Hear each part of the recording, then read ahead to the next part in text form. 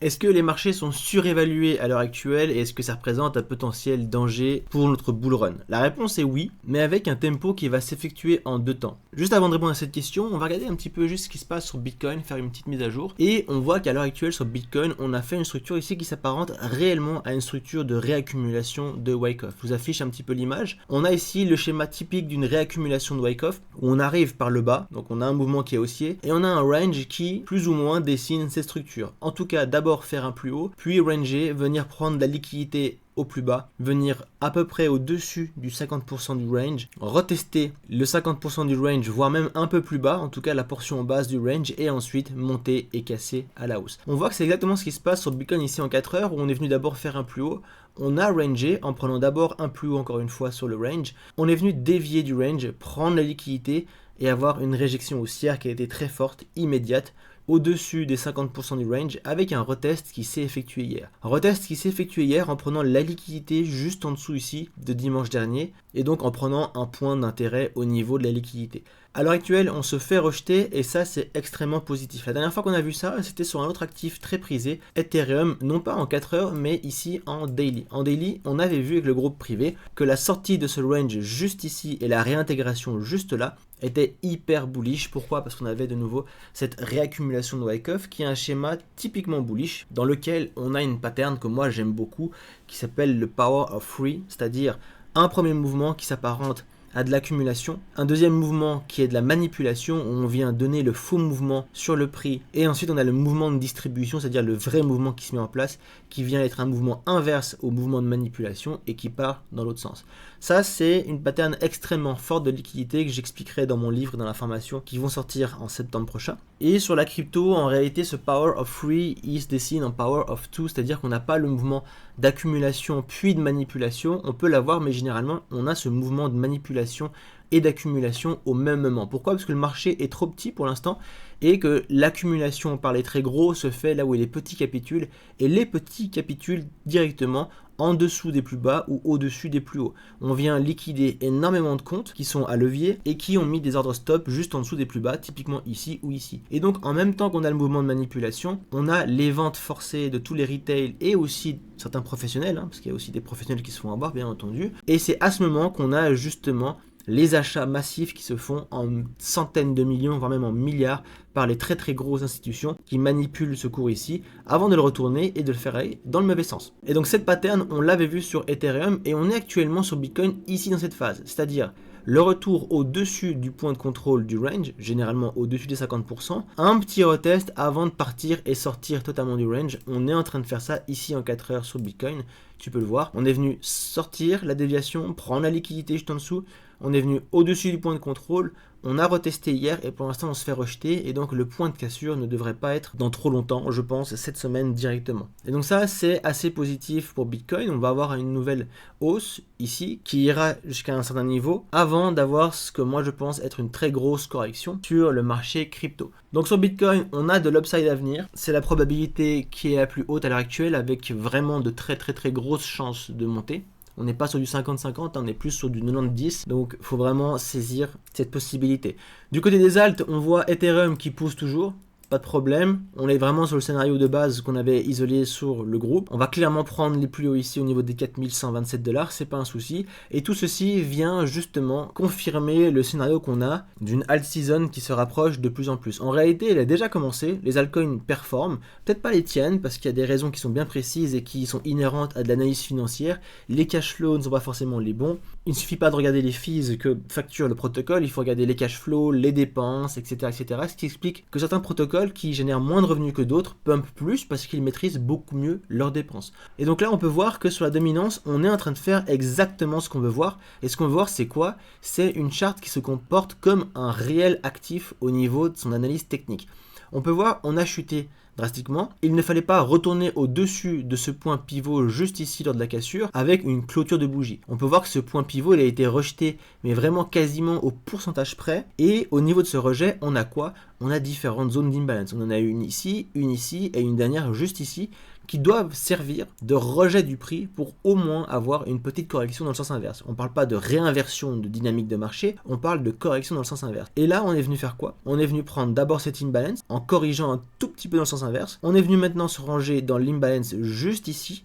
Et on a une petite correction. La correction, là où il faut regarder un petit peu où elle se termine, c'est dans le même principe mais qui lui est opposé. On a ici une imbalance qui est d'ailleurs la seule en 4 heures sur tout ce mouvement baissier. Et les principes d'analyse technique basés sur les principes de liquidité nous annoncent que justement ce sont ces zones dans lesquelles on a nos retournements. Et force est de constater que sur le mouvement d'hier, on a eu de la dominance qui est revenue, qui a méché dans cette imbalance et cette imbalance opère à l'heure actuelle un rejet, on peut le voir en 1-4 heures, on est baissier également. Donc ce qu'on veut maintenant, c'est que la dominance opère clairement un plus bas et vienne prendre les lots ici, ici, et ne vienne pas simplement dans l'imbalance juste ici avant de remonter encore une fois. Ça on veut pas le voir, et si on le voit, il faudra commencer à se méfier un petit peu. Il est cependant tout à fait possible de refaire une imbalance baissière ici, revenir dans l'imbalance ici, se faire rejeter encore une fois ici avant d'aller casser les plus bas. Mais en tout cas, la structure baissière telle qu'on a envie de la voir, elle est là, elle est présente. Et ça, on aime, ça valide la continuité d'un mouvement sur lequel les alts sont plus performantes que Bitcoin. Et ça, on le voit, je pense que vous l'avez vu sur le mouvement d'hier. Si vous ne l'avez pas vu, allez regarder. Les altcoins ne corrigent plus déjà comme elles avaient l'habitude de le faire quand Bitcoin baissait. Bitcoin a baissé et la majorité des altcoins ont déjà retrouvé les niveaux d'hier avant-hier. Et ça, c'est plutôt rare quand on est dans une dominance du Bitcoin qui est plus élevée, avec un Bitcoin qui fait moins 1, moins 2%, et les altcoins qui trinquent, qui font directement du moins 10. Et ça, on le voit avec Ethereum qui lead vraiment le mouvement, qui est quasiment à son plus haut local ici, alors que Bitcoin, lui, doit encore galérer pour le rattraper. Donc la surperformance des alts, elle continue. Ce qui est intéressant, je vous parlais justement de surévaluation du marché, est-ce que le marché est surévalué, sous-évalué? Alors forcément, dès le moment où on est sur des plus hauts, le marché est considéré comme étant surévalué. Ça, c'est un principe de base. Quand on regarde le SP500, on est sur un marché qui est vraiment plus haut, et là on se dit la chose suivante, on se dit, est-ce que le marché est surévalué? Est-ce qu'on se rapproche de plus en plus du top de marché?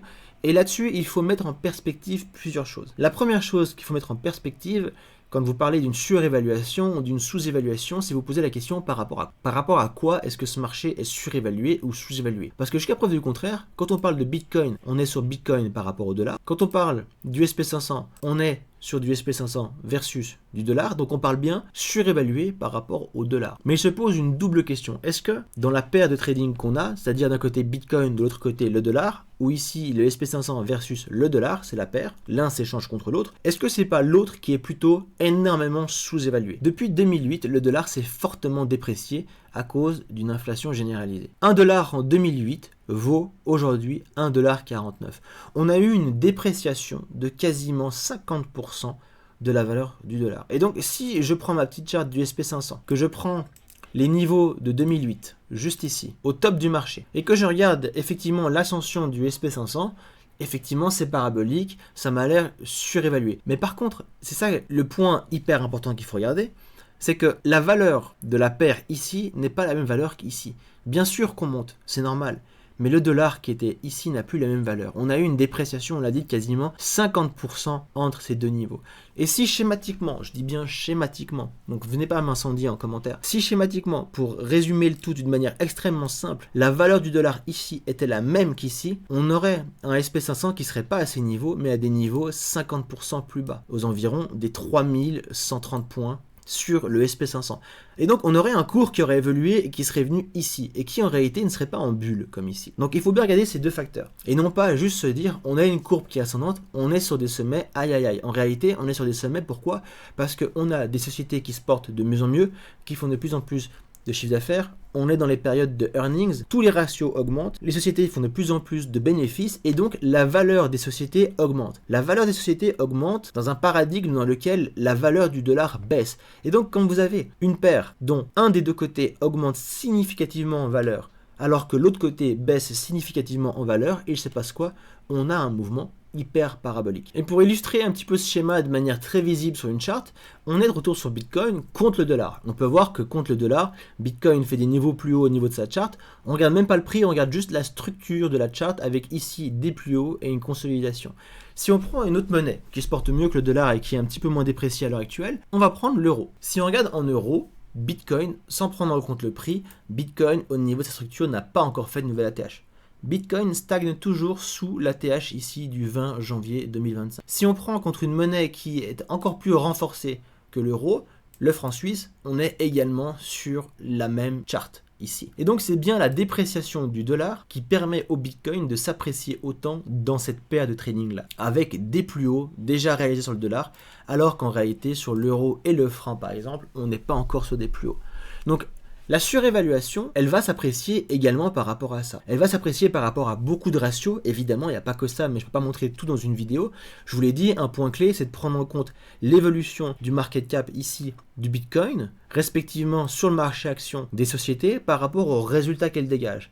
On va avoir, et je vous le présenterai dans une prochaine vidéo, des ratios qui sont très importants, notamment le Price Earning Ratio, je vous le présenterai dans une prochaine vidéo, qui lui, à lui seul, va déterminer effectivement si on est surévalué. Est-ce que le cours d'une action, à l'heure actuelle, est surévalué par rapport aux bénéfices potentiels que peuvent en tirer les actionnaires? Et ça, ce sont des ratios qu'il faut davantage regarder plutôt qu'une courbe ici qui peut vous paraître hyper ascensionnelle, mais parce que de nouveau, dans la paire, on a un actif à gauche qui s'apprécie réellement, alors que l'actif à droite, lui, se déprécie, ce qui donne ça.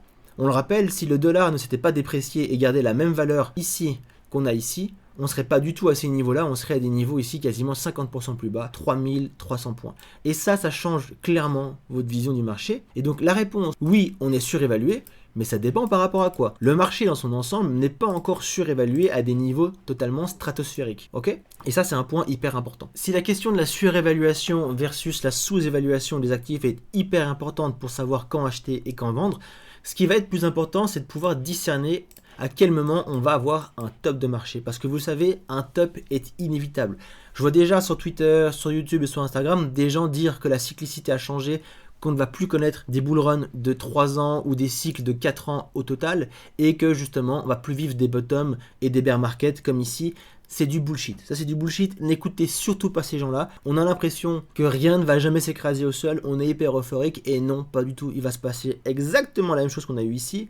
Il va se passer exactement la même chose qu'on a eu là. Et ça, c'est cyclique. C'est cyclique. Et il y a des raisons pour lesquelles on rentre en bear market. La raison ici, c'était l'inflation. Trop grosse inflation.